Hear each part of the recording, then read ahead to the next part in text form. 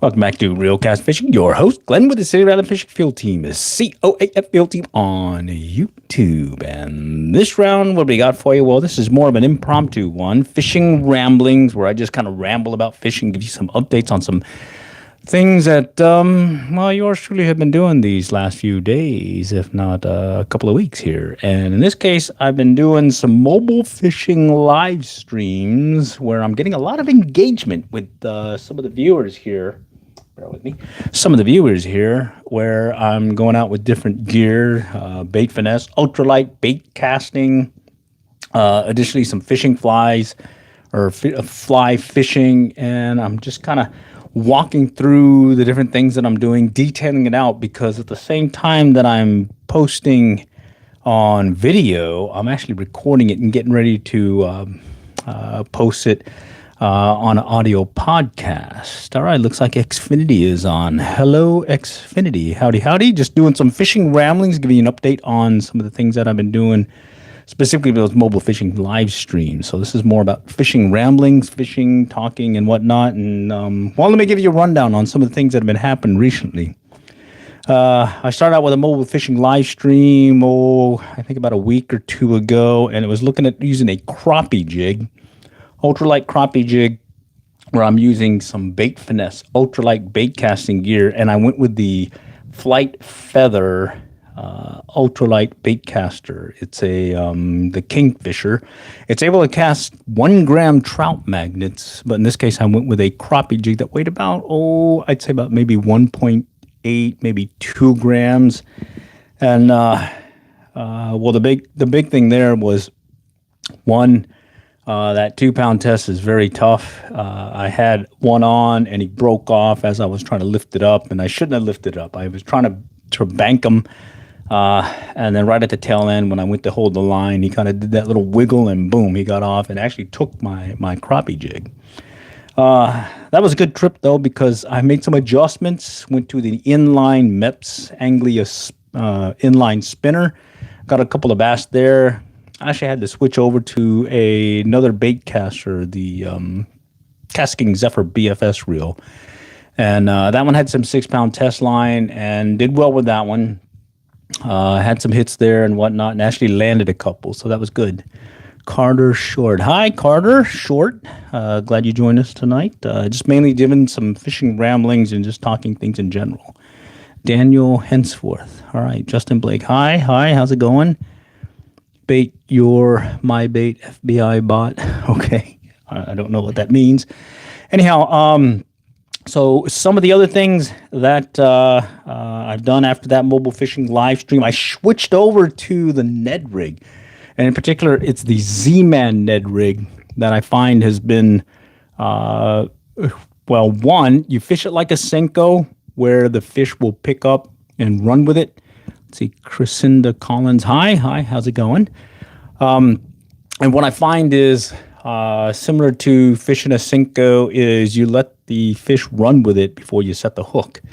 And in this case, with that Z-Man Ned rig, it weighs, I'd say about 1/16 ounce, and I was extremely happy with that, as well as the durability of it's called a TRD grub or worm. And it's plastic, but it's just different kind of plastic. It's kind of very, very stretchy. Let's see, Judd. Serious question: English or Spanish? English. Okay. I'm going to need this here. Yeah, I got several fishing licenses here in the state of Texas, as well as Oklahoma, and pretty much everywhere I go, I get one. Anyways. Let's see. Other things with the Ned rig, that was the ultralight bait casting ultralight bait casting BFS reel 6-pound test. That went well with the Ned rig. Then later on, I switched to, again, this was a Shimano Scorpion BFS XG that did really well. And I was using the do-it-yourself inline spinner. So I made this one on the fly using a 1/16 inch worm sinker to act as the body. And then I just added a simple bait hook. And then I attached a Euratackle bait finesse worm or grub, the 2-inch bass assassin. And what I like about that one is there is, I guess where it's made, it's got these little I guess, I don't know, sections or whatnot that it does undulate really nicely. Very, very good action for the fish. And in this case, I was doing good with it with some bass, some bluegill at one of the ponds. But what ended up happening was I had there were a bunch of fish, and I suspect they were bluegill and bass that were just hitting on top. And I had just put up the fly rod and switched over to a center pin reel to put in the little pickup of mine, and I should have brought the fly rod. Okay, let's see. Next thing after that trip, went ahead and went with the fly rod. Now we just did this one impromptu. Just took the 5-weight fly rod that I have and just threw on a reel that I had nearby, and I think it was the 2-3 weight Echo Ion fly reel. I had a 175 grain OPST commando head, and if you're not aware of the commando head, it looks like it's basically a shooting head, weight forward fly or section of line that allows you to cast very well, even in some clobbered areas, so that you can do some one-handed spade casting without having to worry about your back cast. Let's see, Detective Spicy. Seemed like a nice bloke. We cool blokes have to stick together. As an Irishman, I should know. All right, cool. Detective Spicy. Nice. Cool. Let's see. The other thing that I've got prepped is, let's see, I did do another fly fishing,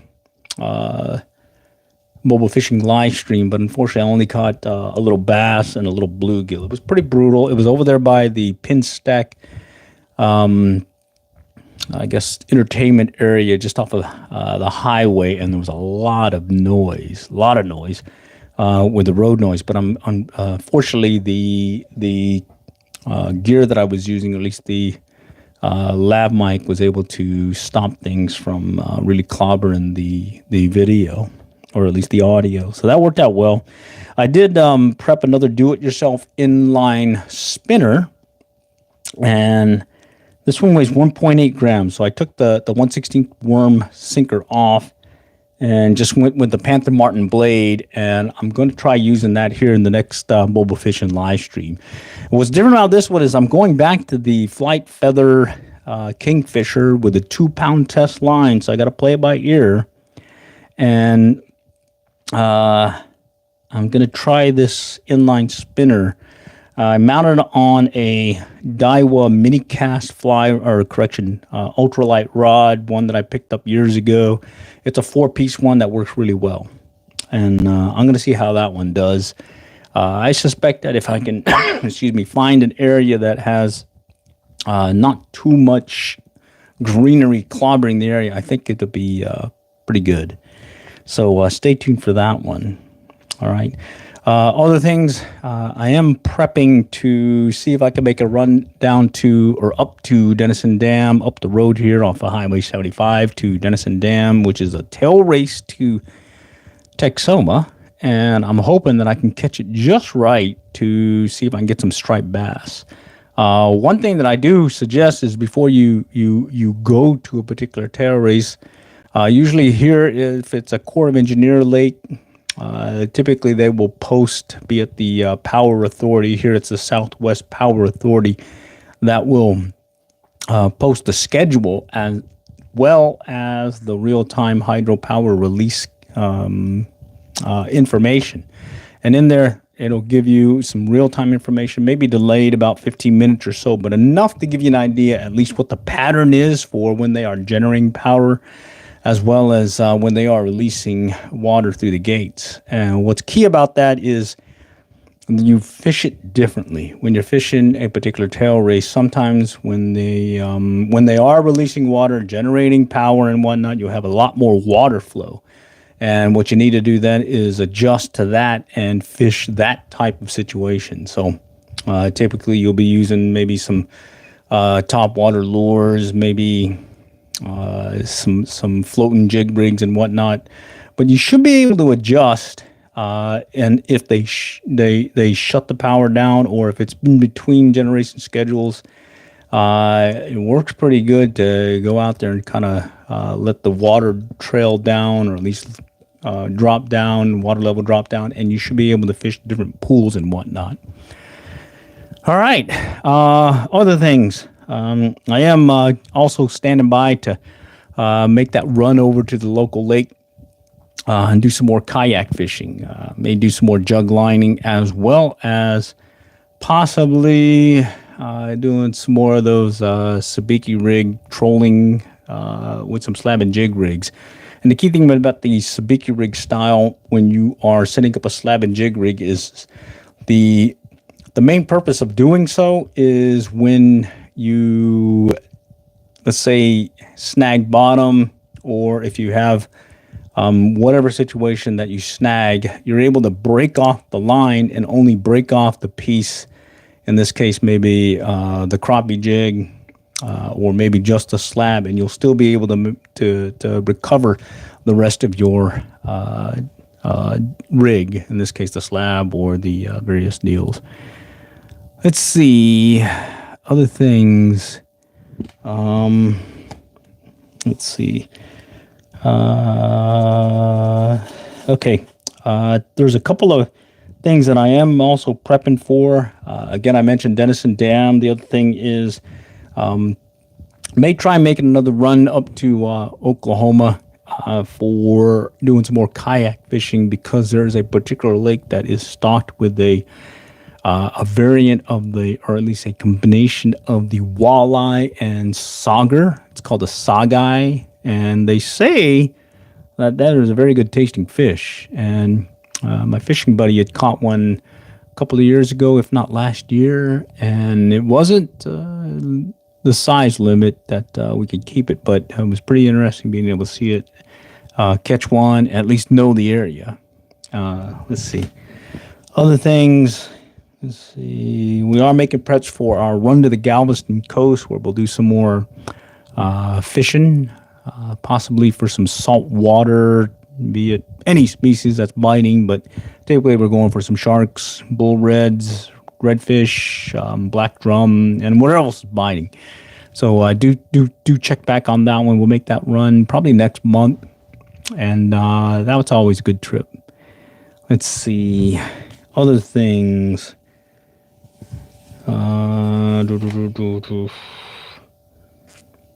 Okay. Again, also we always keep in our back pocket if you get the urge to do some trout fishing from rainbow trout or brown trout.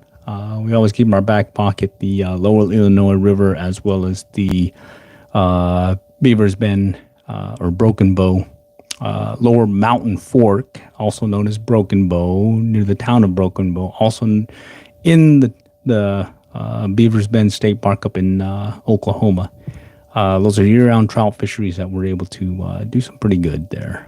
Other things, once we make that run to the coast, we may be looking for some other opportunities, maybe another run to the coast for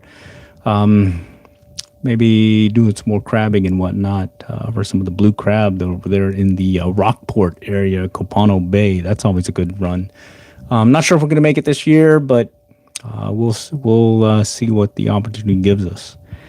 Let's see. What else? Let's see.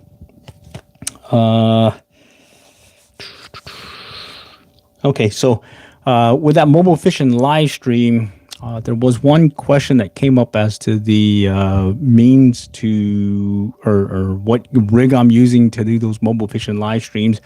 I'm streaming from my phone. I added a live mic to it, and I've got a harness that goes around my neck that sits there, and it gives a pretty good visual of what's happening.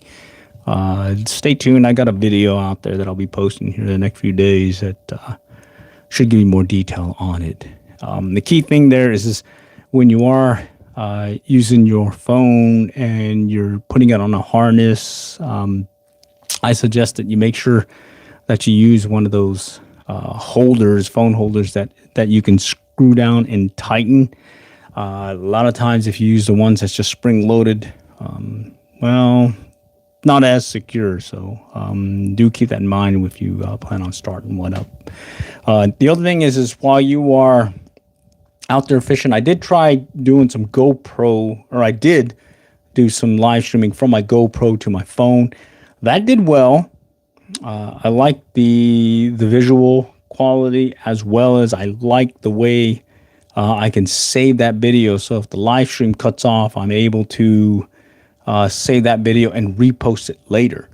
But unfortunately, not been able to get that vertical format that I believe you get more engagement if you use a vertical format compared to the horizontal or landscape format. So keep it in the back pocket. If you got a GoPro and you want to do some live streaming, until they make that software change, possibly get you that vertical format, I'd say stream for your phone. Just get a good lav mic, something to connect to your phone to get some good audio. Because again, the audio is key when it comes to video.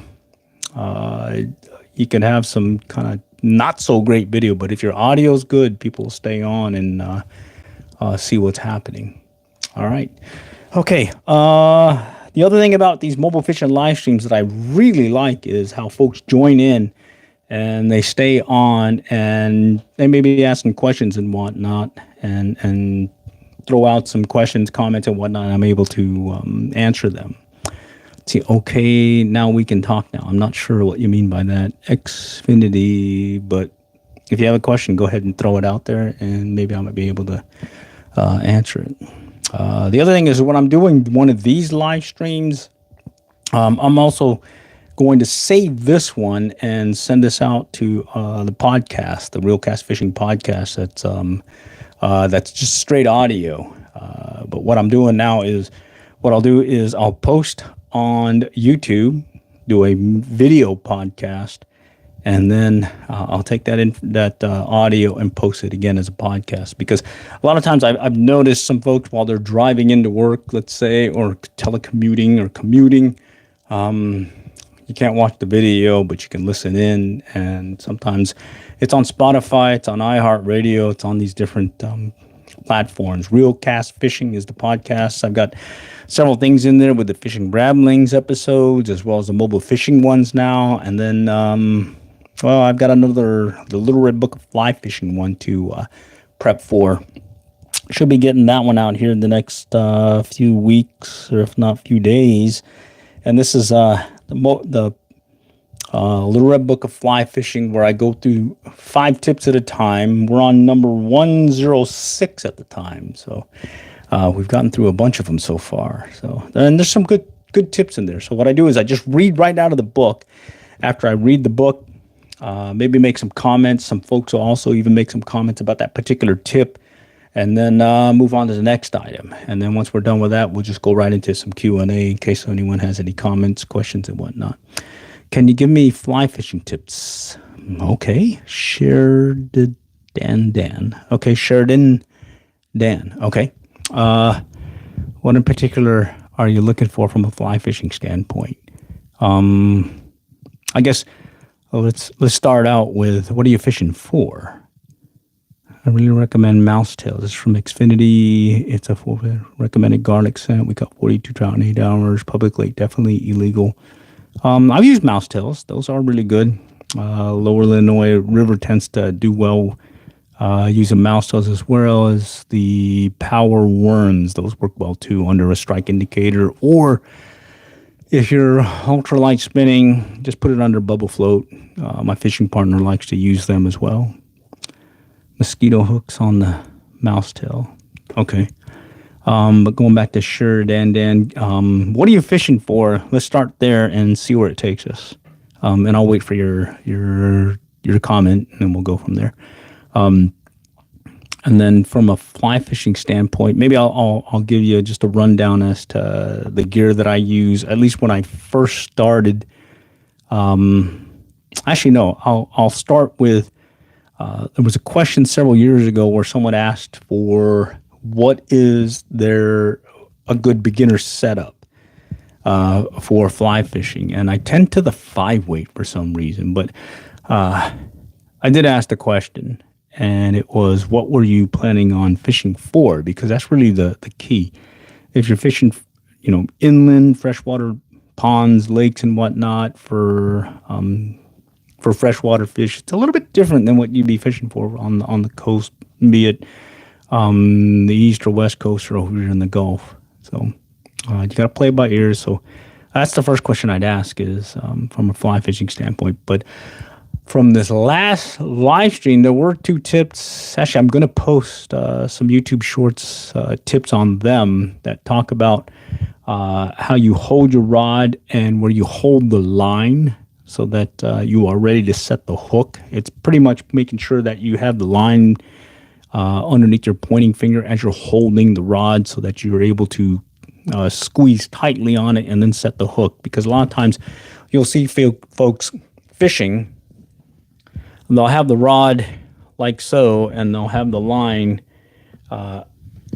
further out from them, okay? And the line will be free, and just because of that, you'll lose just that, well, I guess some slack in the line as well as the reaction time to set the hook. And sometimes you'll miss a lot of times you'll miss a fish that way. Let's see, generic YouTube user. I don't have the little translation thing on there, so I can't tell what you just sent. I'm sorry. All right. Okay. Mason89. Hey, man, I'm 14 and I love fishing. I was wondering if you could tell me like the best time of day to go fishing for catfish and bass. Okay. Best time for catfish and bass. I can tell you locally. Let's say here, I tend, especially this time of year with the heat, we got 100 degrees plus today, or if not 100 degrees.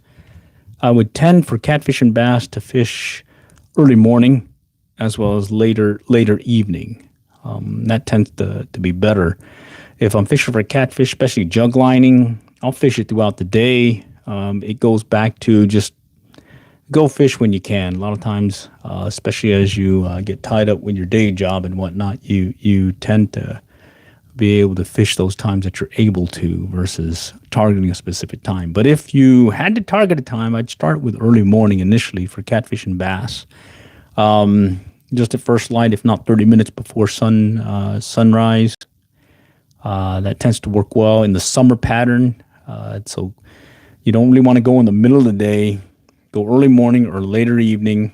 If you do go in the middle of the day, do target some of those shadowy areas, some shaded areas where the bass may be tending, and you may have a good opportunity there. But let's say if I was hitting the lake right now, I'd probably be getting first light, put the kayak in the pickup, throw in some jug lines, and just head out and then go for some catfish. As well as if I was going to hit a pond and whatnot, a local pond, I'd be going early morning. If not, then right now it gets dark in our area. You hear about 9 Central.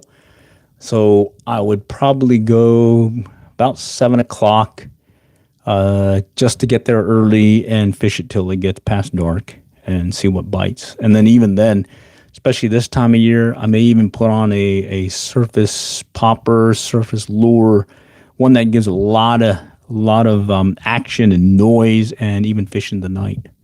All right. Hope that helps. Let's see. Fair enough, dude. Keep up the good work. Okay. Thanks, generic YouTube user. All right, and thanks for joining. This is the Fishing Ramblings episode, so I don't have any format and whatnot. I just mainly open it up for any questions, comments, and again, I focus on fishing related questions and comments. There's a whole bunch of other stuff that folks will join in and just throw out a whole bunch of junk, and I just ignore them until it gets to a fishing question. So bear with me. If I'm not answering your question because it's not fishing related, it's because, well, I'm skipping it. All right. Okay, Mason 89, thank you for the tips, dropping a sub. All right, thanks for joining. You salmon fish. Not here on the Gulf Coast. I'm here in Texas, so no salmon. I have fished for salmon in the past, mainly when I was over there in the Monterey area, California, as well as made a couple of trips over there to the Northwest, specifically the Washington, Vancouver area. Yeah, and it's fun. All right. What else? You guys had any other questions? Hey, while we're here, hey, it's still early enough. Bear with me. I'm going to go grab me some brewskis.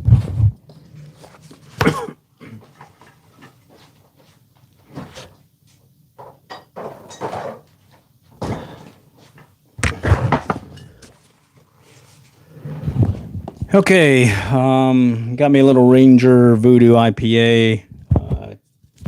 Let's see if I can get it open. Ooh, shoot. I gotta go get a Billy. Let's see. You should fish Idaho. Oh, yeah. Shoot.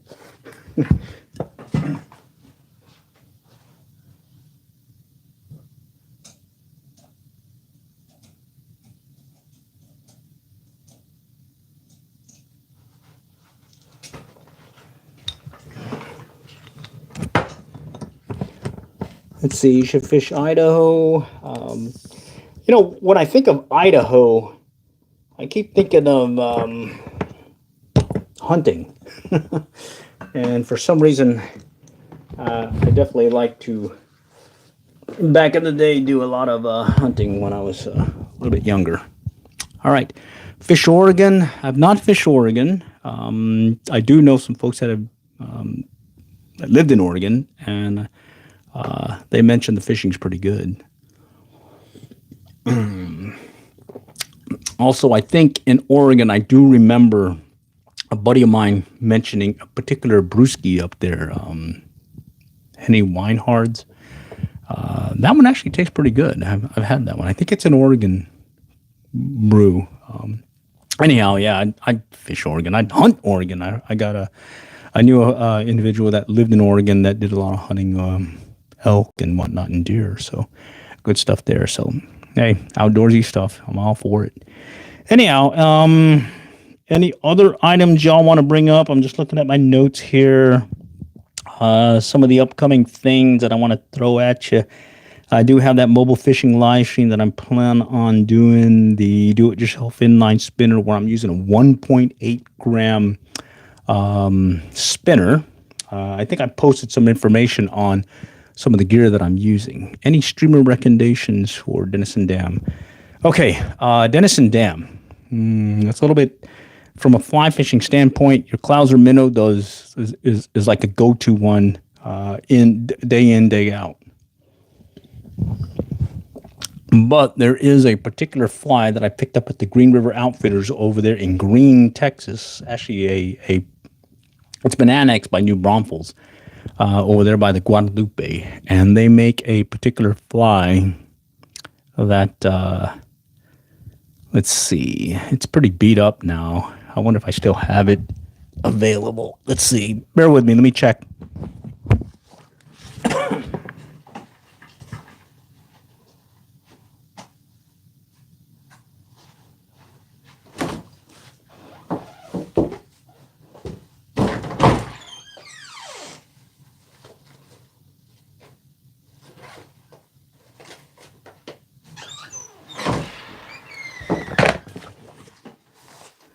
Okay, bear with me. I found it. Okay, right here. This is my streamer rig for striped bass. Okay, and I'll just step through there. And there is a particular one that I have done really well at Denison Dam.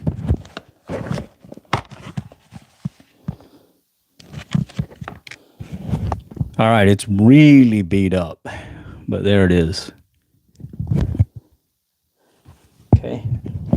And I picked this up back at Green River Outfitters. It's really beat up. It's missing an eye. So there's an eye on one side right here. It's got an olive type. It's got deer hair. It's got a backing. It's not, it's tinsel. And then it's got some crystal flash. And I would say it's maybe a size 1 stainless. And this is one that has done really well for me for some reason over there at Denison. So that one has done well. I only have one left. And I would definitely get another one once I get back down the green. If not, I'd probably try making one. So here, for those that can replicate things with just a video or a picture, I'm going to go ahead and lift it up here and show you. Okay. There it is. So it looks like it's got some white deer here. It's got an off-color one, some kind of tinsel for the backing, and then a crystal flash, and then it's got an eye right there. And this one, I guess it simulates a shad and whatnot. Can you teach how to fish Denison Dam, please? I got several videos that talk of it. So I'm not sure if I can teach it, but I think I have some good videos out there that you may be able to see and maybe glean some things there. But bottom line, when you are fishing it, especially fly fishing wise, it's pretty much just playing it by ear and fishing, be it the times between when they're generating and not. How much to hire you? I don't guide. I look at it as then it becomes a job, and then it's not fun anymore. You know what I mean? Okay, but speaking of Denison, this is the other one I like using. Just your straight Clouser minnow. I made some videos on how to make the Clouser minnow. The sparser you make it, tends to seem to the fish tend to like it better. There is one that I picked up that I saw some old timers out on the Denison Dam. That was back when there was a Six Old Geezers site that gave a lot of information about Denison Dam and fishing the Red River area. Unfortunately, a lot of I don't think it's in existence anymore because some of those guys have since passed. But one thing that I remember seeing was, I call it the Denison Dam Dauber. All right. This is another variant of I don't even know what it is, but it works for white bass and whatnot. And also works for those striped bass. And then you can also take bear with me. I gotta grab something real quick here. Okay. There is another one that I'll make. It's a Clouser minnow, but made with craft fur. Okay. And that one tends to do well. The main thing about when you're fishing these is adjust your retrieve. Sometimes they want it fast. Sometimes they want it to sink. I think I have one where I'm using a spay rod or a switch rod, and I am fishing a particular location for stripers, and I'm using various flies to include this one, which is made out of craft fur. Okay. And what I'll do is I'll either let it sink, give it a countdown retrieve. Other times it'll be a fast retrieve. Just kind of play it by ear. Watch for the bass or the striped bass and their reaction to it. Can I catch stripers? And yes, you can. Just got to play it by ear. It's bear with me. Okay. Really, it's two ways of fishing Denison Dam. When they are generating the water or power or releasing water through the gates and whatnot, then you're going to be fishing more of a stronger current and whatnot. And if you don't have the right amount of right gear, you may find yourself outgunned. Some of the key things there is when you first show up, look at all the old school, old timer guys that have been fishing that location forever. And you will see a lot of times they're using these really nice, thin-handled surf casting gear that can cost upwards of hundreds, if not thousands of dollars, or thousands. I mean, there's some expensive stuff out there. And what you'll notice is the gear that they're using allows them to, one, cast far. Two, they're able to work the current and try different lures and whatnot. And they aren't fishing the bottom. And they're quickly able to switch depending on the conditions to fish the upper water part of the water column, if not shift over to the lower part of the water column. So do take a look at that. If you are fishing in between generation schedule or when they aren't, when the water flow is died down, take advantage of that and get you some polarized glasses, and look and do some sight casting. You'll see a lot of times carp, buffalo, striped bass, white bass, some shad going about. I think there's even this shad-like skipjack-looking thing that goes through there that the fish like to eat, and then there's catfish and gar as well. And with just keeping a visual sight casting in these different pools and whatnot, you'll be surprised what you'll be able to catch there. Be it if you're using fly fishing gear, if not going straight traditional fishing and whatnot. Additionally, a lot of times you can use bait and whatnot, and that worked well. Shad seems to be the key. There was one year we picked up some bluegill, some little sunfish, like little 3-inch bluegill sunfish, and we fished that at night, and that was pretty good. Can I catch on a 3-weight? It'd be tough with a 3-weight. 5-weight's kind of light too. Once you get one of those big guys, I would stray away from a 3-weight unless you just want to play with some of the smaller size ones. All right. And for those that are just joining, this is the Fishing Ramblings episode, part of the Real Cast Fishing podcast, where it's pretty much an open forum at this time, seeing if anyone has any questions and whatnot. 8-weight good. 8-weight works. Have not had any issues there. Ever fished for steelhead? No, I've not. When I was in California, as well as in those northwestern states, I did see some other folks do, but no, I've never fished for steelhead. But I'd be willing to try. All right. Okay. What else y'all got? Got an open forum here. I am prepping for the next podcast. Is going to be Little Red Book of Fly Fishing, going back to tips 106, and we'll go to 106 to I think 110. Let you know what's going there. I am excited about these mobile fishing live streams. What's really nice about that is I can fish, and at the same time I can answer questions, make comments and whatnot. Sometimes you don't get any, sometimes you do. It's all live, so it gets brutal. Sometimes, it's not all fancy. It's what you get sometimes, because fishing is not catching, it's fishing. So, okay. Sometimes you catch some, sometimes you don't. But that said, if I do have enough video, I will follow up with an edited follow-up version. So there's like a couple of ones I'll be posting here shortly. I've already posted a couple where it's the edited version. And that's the one you want to take a look at if you're not having the opportunity to check it out, or to check out the live stream, because that one just skips over all the slow stuff and gets you the action items as well as some of the key things that I want to bring up. Excel. Ever fish for steelhead? Any saltwater flies? Yes, I've done some saltwater fly fishing, mainly on the coast over here in Texas, way back when. Real crazy kid. Hello, howdy. Can you help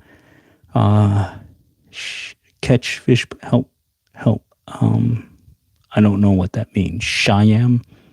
Can you help catch fish, please? And then can you honk Tua? No, there's someone else who does that. And then Mike.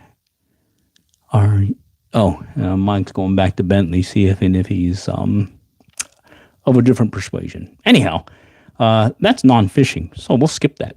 Anyhow, what else you have fishing-wise? You guys can comment all you want. Just, hey, it gets moderated from YouTube, so be careful there. And then on top of it, do stick to fishing. That's really, really pretty cool. So our good spots in St. Joe, Florida. No, I throw it out there. Anyone know about St. Joe, Florida? I do know St. Joseph Island over here at Port Aransas. That's a really good place to go try if you get the opportunity. Looks like Mike and Bentley are going back and forth, so let's let Mike and Bentley have fun.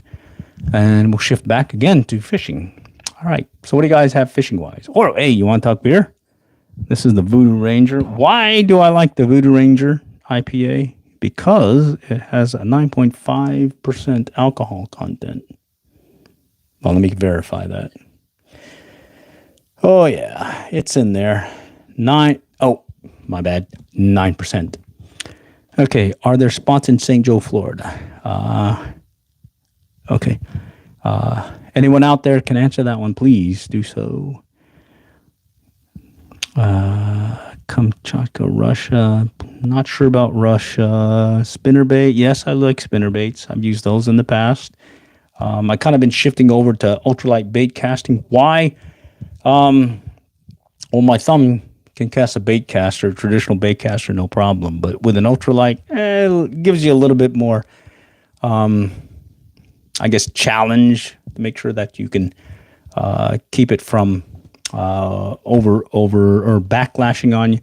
Plus, and I would have to, say this time in, time out, is you can fish a location that is heavily pressured. And if you use traditional size lures, I notice that heavily pressured areas, you don't get as many bites because they're so used to seeing those baits. You shift over to an ultralight gear, these smaller sized lures, be surprised what'll strike. I mean, I've gotten to places where it's been clobbered. There's tons of people fishing it throughout the day in, day out, and guess what? I'm able to do much better than a lot of folks there fishing, mainly because I went to that ultralight. And I believe that smaller sized lure is enough to, one, entice them, plus it's different, and it doesn't look like the normal fare that's been presented to them. Maybe they just got used to it. I don't know. But give it a try. Go with some ultralight and see what happens. I mean, if you don't have an ultralight bait caster, just go with a spinning gear and see what happens. You'll be surprised what'll hit a 1/16 ounce rooster tail. Fish it slow, they'll hit it, or something will hit it. And then inline spinner, Mepps Anglia, that's always been a good one. And then, of course, I do this do-it-yourself inline spinner thing that I really like. Here, let me put this on a holder here, and I'll go grab it real quick and explain what I've been doing with it.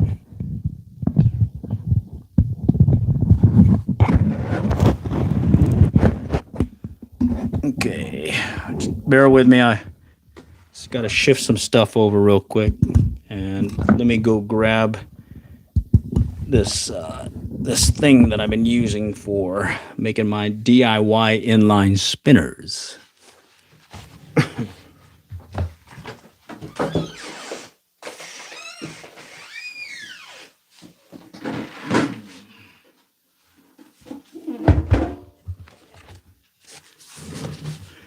Okay, here it is.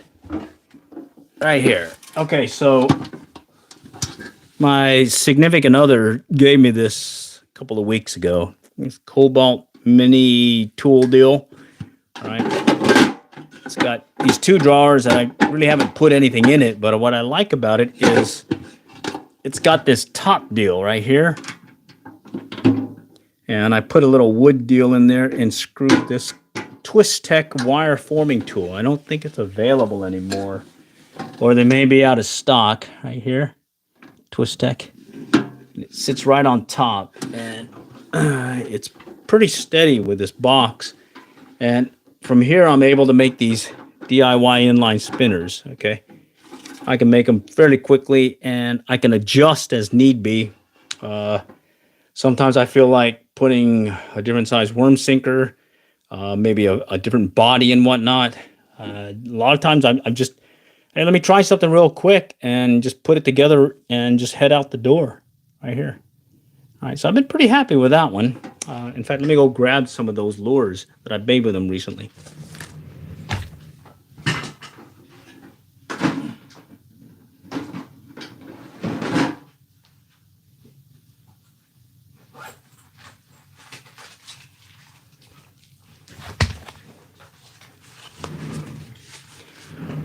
And of course, you don't have to have a wire forming tool. You can make one with just some pliers and whatnot. There's a bunch of videos out there on there, but I got that years ago. I don't know why I bought it, just kept it. And over the years, eventually it comes through, and here I am using it now. Okay, so the excuse me, one mobile fishing live stream that I posted where I was fishing this pond behind the In-N-Out Burger. All right, and here it is. Okay, so it's got a Panther Martin style blade, and what I like about the Panther Martin blade is it rotates readily at a slow retrieve. Plus, I don't have to add that extra hardware, the clevis, that will go on the shaft that you'll connect your traditional blades on. Instead, I can just put it directly on the shaft, and it's no problem. It'll spin, and it's just one less extra gear. I'll put a bead in here just to help it spin and keep it away from the other gear. There's a little worm sinker, just like you would use for Carolina rig or Texas rig worm. And then here I just attached a simple size 6 bait holder hook, and then I got that Bait Assassin, Eurotackle Bait Assassin. I hear 2-inch, and this one, those little ribbing and whatnot, they definitely undulate, make it look really lively when you are fishing it. I've been very happy with this one. So I just made another one. This is the one that I'm going to do for this next mobile fishing live stream, where I took the worm sinker off and I just left everything else and cut the shaft down. That one comes out at 1.8 grams. I'm going to try it on that Flight Feather Kingfisher using 2-pound line. I know, 2-pound line, that's going to be pretty rough when it comes to getting a big bruiser and whatnot, but I'm going to play it by ear and see what happens. Okay, so picture this just without the worm sinker and a smaller shaft at 1.8 grams, and I'll be trying that next mobile fishing live stream, so stay tuned for that. However, right here is one of the first ones I made. This style here, it's got a gold, again, Panther Martin blade, so I don't have to mess with the clevis. And this one has a black worm sinker, copper bead, and a simple treble hook here. All right, so I made some adjustments with the treble hook. I started out with a smaller size, I think it was a size 10 treble hook, and that was not as good. I noticed for this, it's a size 6, possibly a size 4 is better, okay? And I've done well with this one as well. Again, here is the Eurotackle Bait Assassin. I do like them. Here is the dealie right there, 2-inch Fat Assassin from Eurotackle. And I forgot where I got this. I think it was a gift or something that was part of one of those magic or something tool gift boxes or whatever that you get. And I've been happy with it. All right. Let's see, Mike says he's going to go fishing next weekend. All right, Mike. Good luck there with the fishing trip. All right, any other questions? We're just talking ultralight bait casting. Just talked briefly about the Twist Tech wire former tool that I am using to make these do-it-yourself inline spinners. I do have some fly fishing plans as well here in the next few outings. I'll probably do like an on-the-fly pattern, tie it, and just head right out and see if I can catch something with it. I call them the quick tie fly fishing trips, where just on a whim, I'll just decide to go ahead and tie a different pattern and see if that will actually, well, entice something to strike, you know, because, hey, I got a bunch of gear, and, you know, you might as well go through them and see what you can do with catching a fish or two. All right. Okay, so those that just joined, earlier I talked about the mobile fishing live stream where I took out a crappie jig, and I had some issues with 2-pound test line. Then I switched over to another trip where I used a Z-Man Ned rig. The great thing about the Z-Man Ned rig that I would highly recommend, if not suggest, is whatever plastic they use, it is very durable. I mean, you have to rip it off to get it off the hook. It sticks. It does not come off. And hey, if it does loosen up on you, just flip it the other way and, you know, it'll still work. The one that I was using this last trip was the TRD pumpkin. I don't know what to call it, TRD something. But anyways, it worked. But that plastic that they use is definitely durable. I think I saw on the package though that to make sure that you do not store it with other plastics. I think there might be some interaction there that may cause it to deteriorate on you. So make sure you keep them separate from the others. All right. Let's see. DIY inline spinner. Just mentioned that. Did a couple of, or one trip earlier this past few weeks. I do have another one planned again with the more ultralight version of that DIY inline spinner. Fly fishing wise, I got a couple of tips that I'm going to be throwing out there from this last trip where I was catching a bunch of bluegill, pretty much using a fly rod. The first tip, look for that one. It's going to be talking about how you hold your rod and keep the line in on the handle so that you can set the hook. And then the other one is watching your line. In fact, let me go grab a fly rod. I think it's better visually to explain what I'm going to try showing you here in the next few.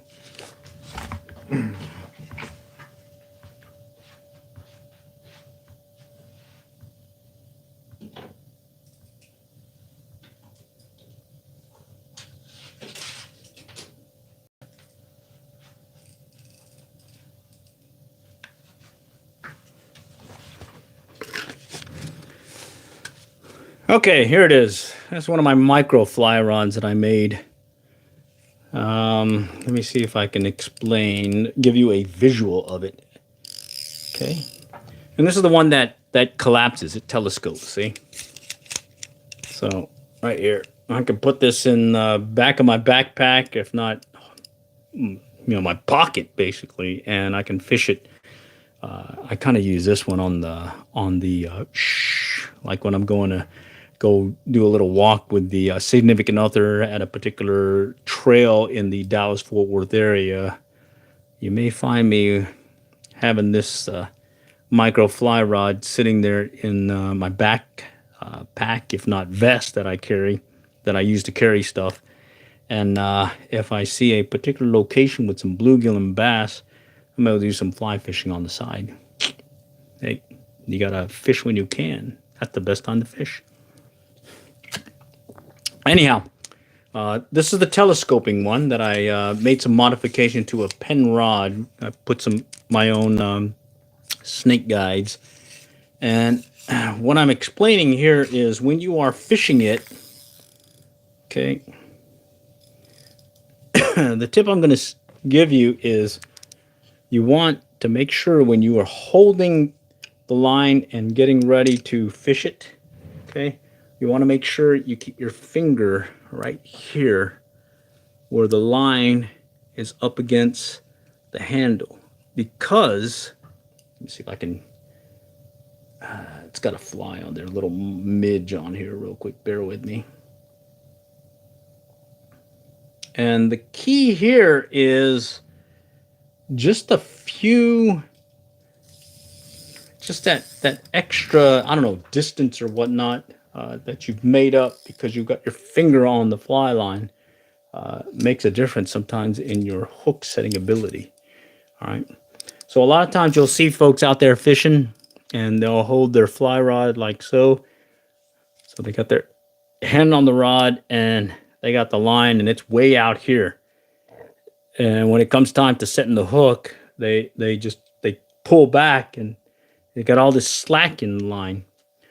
Well, if you keep your line right on the underneath your finger like so, and you always have it ready, when you do get the strike, all you do is just squeeze tightly and you secure that line up against the reel handle, and now you're ready to set the hook. So I'll get that tip out there. And then the other one is just talking about watching your fly line. When you cast, a lot of times you'll have a harder time detecting a strike because for whatever reason, they're not hitting hard. You don't feel it. There's some slack in the line and whatnot. Well, watch your line instead. Okay. If you can see the end of your fly line to the leader transition, watch that fly line end and watch for any movement, be it a hesitation in the line, a pull, a jiggle, a jerk, doesn't matter. Watch for that and set the hook. Once you cannot see, if let's say you've cast it far enough, or it's not, or it's clobbered, and you're having a hard time seeing it, then look at the end of your fly line or your end of your rod tip right here, and that line as it sits in the water outside your and watch, you'll see it get pulled as well. So it'll be sitting there, let's say, just dead drifting. If not slowly, you're moving it on the retrieve, and you see that little movement, set the hook. All right, because you're watching that section of fly line because you cannot see all the way over there and you don't feel it. And of course, if you do feel something, go ahead and set the hook anyways. All right, because hook sets are free. And Curtis, or quoting Hank Patterson, if it jiggles, wiggles, hesitates, pulls, whatnot, set the hook. All right. Anyhow, that was what I have on that. And again, this is the one of the micro. I've got like 4 or 5 of them back there that I made right here. Okay. Yeah, right there. All right. There's one that's made actually of wine corks because, hey, you got to have a little wine or two and you might as well keep the corks and make your fly rod handle with it. Anyhow, microfly fishing, that's always been fun. I've actually caught a pretty decent size catfish using this rod here, if not one of the other ones back there. I've got a 2-piece. I've got a telescoping one. I got this other one that I made out of an ice fishing rod. Just for some reason, I decided to make them. I think it was because I got the bug and I went online to see how much a microfly reel would cost or a combo, and it was like some crazy price, like $100-$200. And then I heard about the pen fishing rod, and I was like, hey, I'll just make one.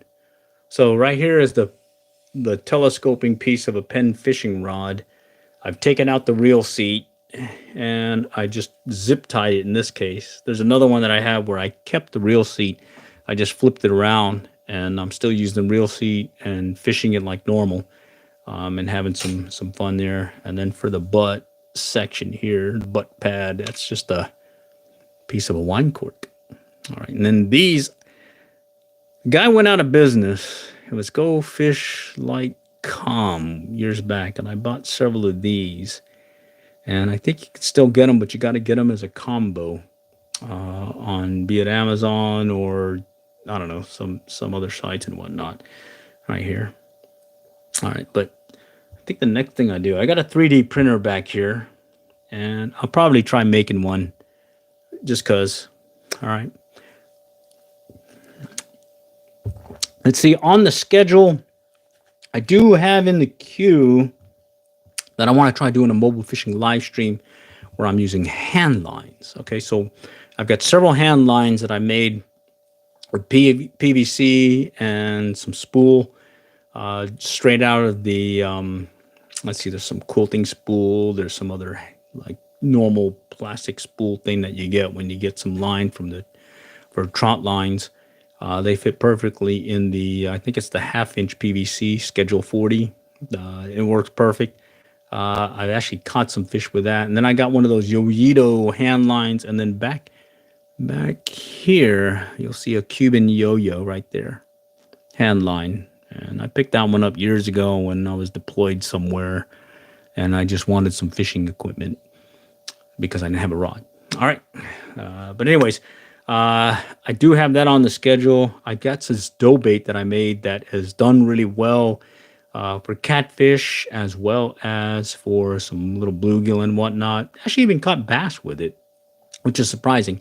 I made a batch. This one, I made some adjustments from the original recipe to make it to where I could just make it in basically 4 minutes. And I've got the batch in the fridge right now. It's been there easily 2 weeks, and it's still ready to go. I can still use it. And what's nice is it's still malleable, so I can make a nice little dough bait ball and get it prepped for catfish, no problem. All right, let me put this back up real quick.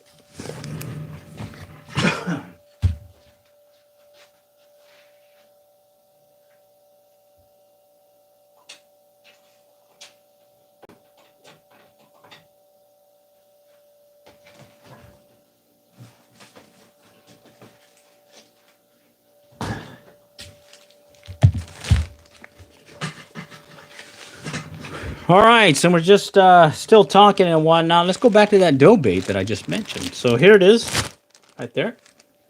I made it. Ooh, sorry.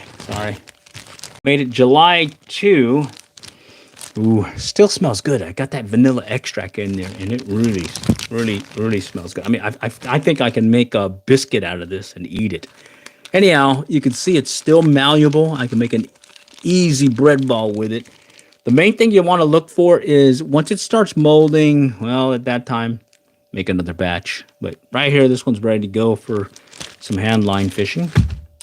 I still have that gelatin, DIY gelatin rig where I use some power bait fish scent here. And this one's good to go too, ready to be fished. But unfortunately, you don't want to use it in 100-degree temperatures because that thing will, well, it'll fall apart on you out there. So if you want to fish 100-degree temperatures with this gelatin thing, I would say adjust the recipe to where you're using less water, and it'll definitely become more rubbery. I'd say harder than a gummy bait or gummy bear. Probably more like a hot tamale or something. Anyhow, let me put this up real quick.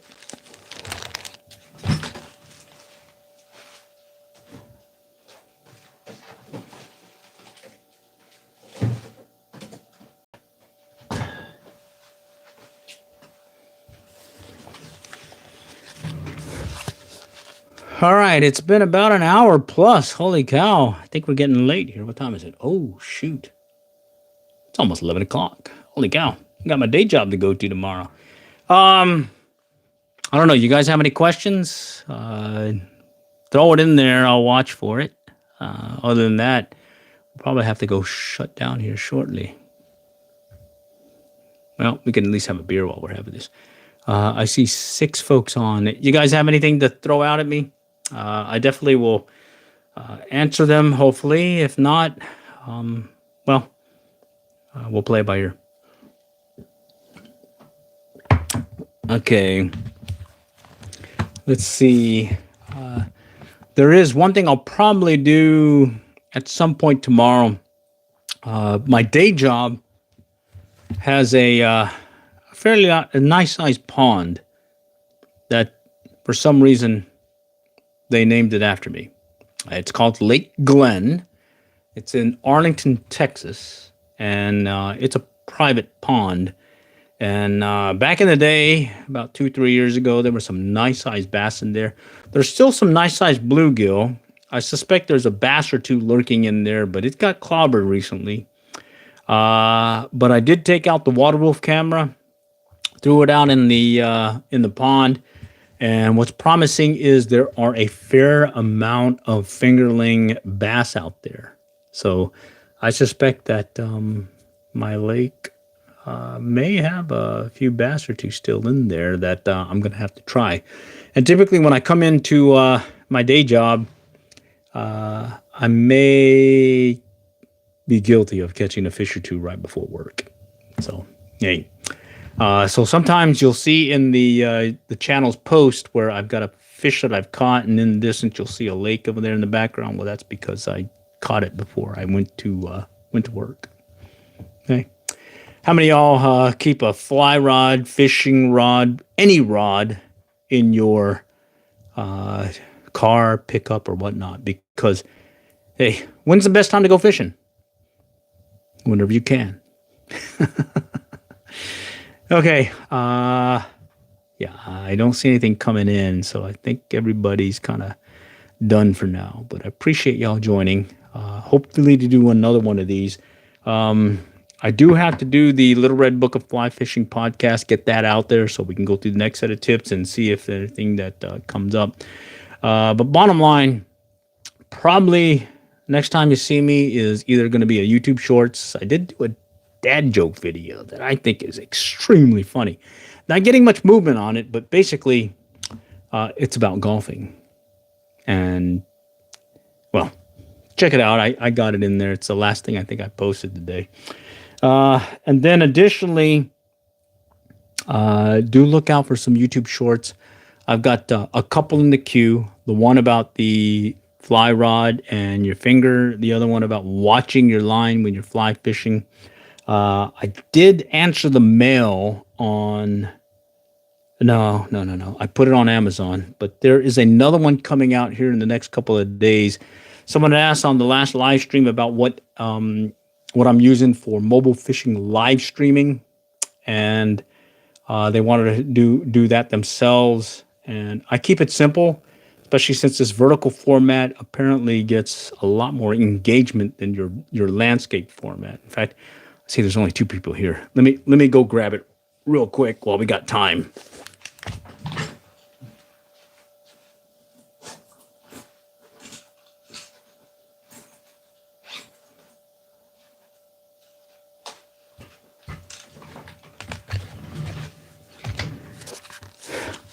Okay, so I was answering the mail. They were asking, what do I use for my mobile fishing live stream?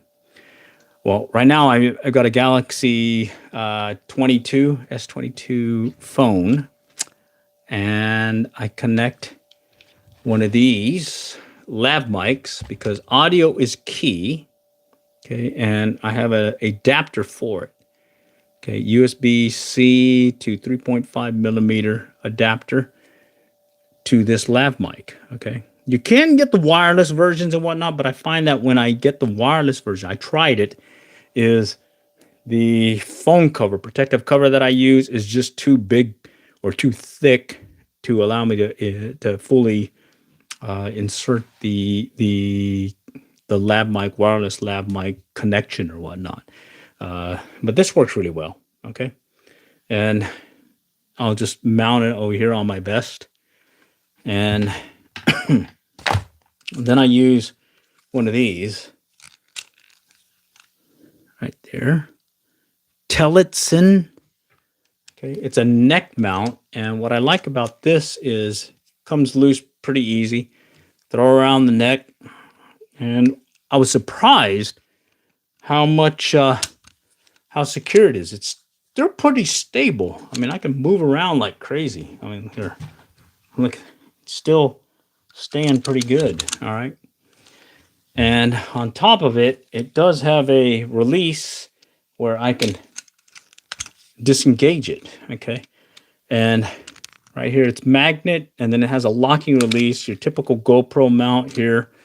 And then what I strongly suggest is you get one of these guys right here, with the screw type phone holder. If you get the one with the spring, it's a little iffy. You hate to lose your phone to falling off and going to the lake because the little spring was not held in there good.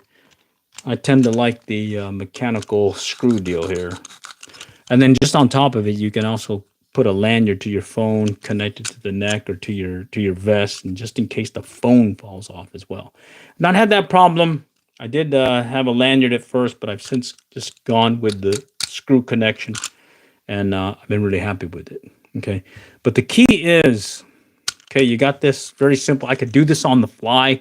I decide I'm driving on the commute home, and I'm like, hey, there's a pond, and hey, I got a fly rod or I got a fishing rod in my car.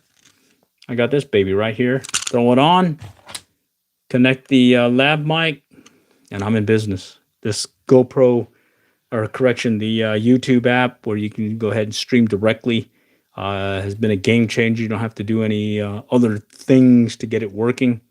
And then the key is, before I actually go live, I'll actually go to my built-in audio app or recorder on the Samsung in this case, voice recorder, and I'll do a quick check just to make sure that I don't have any static or if it's sounding good. If everything's good, then I'll go ahead and go on and go live. If it isn't, I'll make some adjustments. Sometimes it could be I may have to make some adjustments with the Wi-Fi connection, or I might be in a clobbered area where there's a lot of interference. So you got to play that by ear. But the key to all this is simplicity. Just get out there and go fishing. And what's nice about this also is the orientation of this, because it's so high up on my chest, around my neck. The orientation here is giving the same view that I'm seeing when I'm fishing is the same view that I'm streaming. So I've noticed I can talk, put things in front of the phone and still have visual of it, line of sight, and explain what I'm doing, and it's still in the field of view of the presentation or the video or whatnot. So I like that. And then at the same time, I have to check, look down, and I'll see that maybe a comment, a question, or whatnot. And I think that's like a two-way thing. So if you're sitting there fishing, you're doing a mobile fishing live stream, I strongly suggest keep that chat thing open and answer the mail. If someone asks a question, do speak up. You will get a lot of issues where there's some people just going back and forth or doing their own thing, just throwing stuff out. Just ignore them. If it's fishing related, answer them. If it's non-fishing related, just let it flow. You have a moderation piece in YouTube that will kick it out if it's really, really crazy. Like I've got a couple here telling me that they're held for review because I guess it was some craziness that not allowed. So, hey, let the algorithm do its thing and you do your thing. Okay, so that was, look for that video. I think I've got one prepped here for the next couple of days where it'll explain how I do this. All right. Okay. Yeah, it's getting late. All right.